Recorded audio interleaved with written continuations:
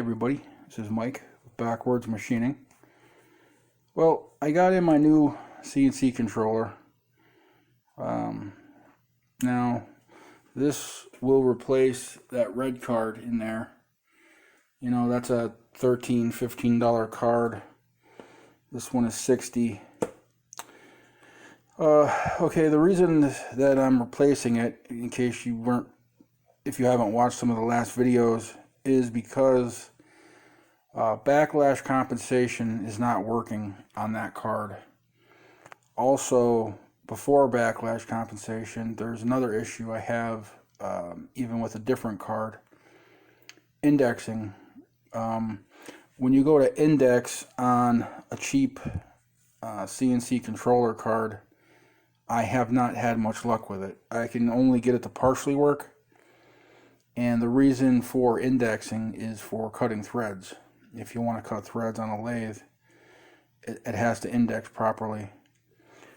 So, that being said, that's where I'm hoping this will come in. According to what I've read online, other people have used this card with luck. So I'm basically going on word of mouth that this should work for, you know, some of the problems that I've had.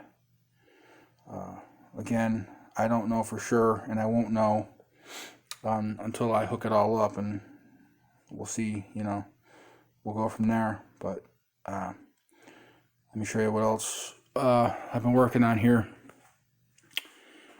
This is my Mr.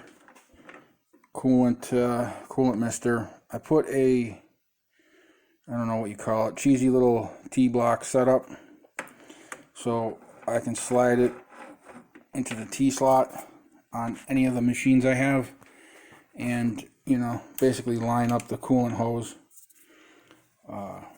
It has two coolant lines, one for air and one for coolant water, whatever. One of the problems I'm having is one of my regulator valves has seen better days, so I have to get a new regulator for this. Right now, I mean, it's really cheesy. As you can tell, I'm using a zip tie and an air gun. You don't want it full bore, but you know, you got to have some air pressure. And it has been working good, but obviously, you know, I have all the parts for it. I just got to get off my lazy butt and actually do it. This right here is the other half of this for doing the coolant part. You know, you've got the air hose part, and then the smaller hose is for the fluid. Now, the last thing I wanted to show you guys I picked up was some storage off of Craigslist. Hang on, I'll bring you over there. I picked these up, I have 4 of them. One's down there. Each one has 18 drawers.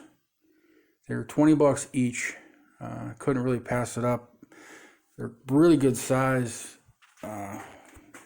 Only downside to it is no dividers. So, messing around, I made one. Just, you know, to see how hard it would be. And I mean, we're talking, I'm going to need quite a few of these if I'm going to do it. I'll probably end up doing it on the CNC plasma table, because if I got to make 300 of these or whatever, I don't really want to do it on my shear. I mean, let's face it, it's gonna take forever. But yeah, 20 bucks each, and like I said, I think it'll be great for taps and dies, end mills, just miscellaneous stuff that, you know, it'll be good to store. You know, one of the biggest problems I'm having in my shop is storage. I don't really know what to do with a lot of the stuff I have and how to organize it properly. So hopefully this will lead me in the right direction. I will refinish these. They'll all be sanded and repainted to, you know, my shop color, which I don't really have yet, but I suppose it probably be black and chrome of some sort, since that's the growing consensus here.